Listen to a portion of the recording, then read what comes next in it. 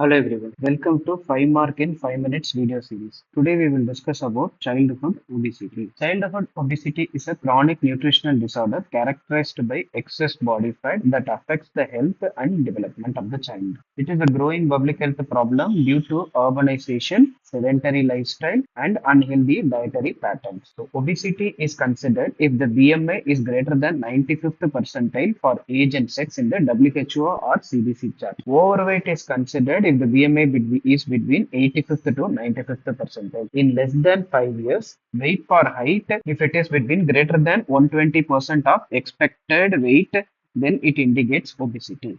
So this is the CDC growth chart for children between the age of 2 to 20 years, in which we have a separate chart for boys as well as girls. Coming to the causes.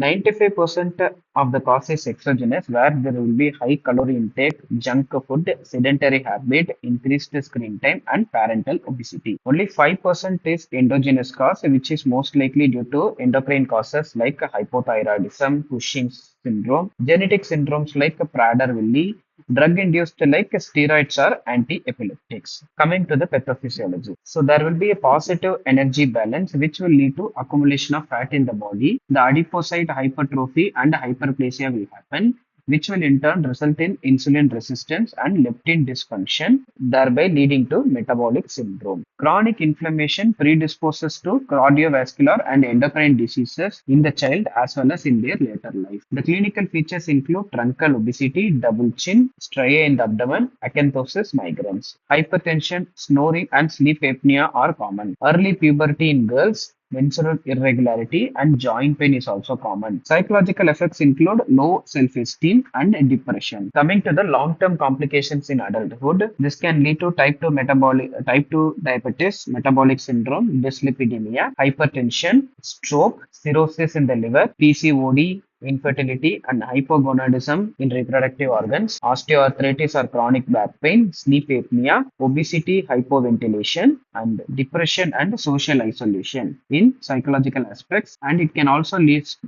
to breast cancer, colon cancer, or endometrial cancer in later adulthood. The diagnosis is mainly through anthropometry, where BMI for age, percentile, and waist circumference are taken. Investigations include fasting glucose level, lipid profile, liver enzymes are indicated in certain cases, and thyroid profile or any endocrine profile when indicated or suspected. Coming to the management, lifestyle modification holds the key and cornerstone of management.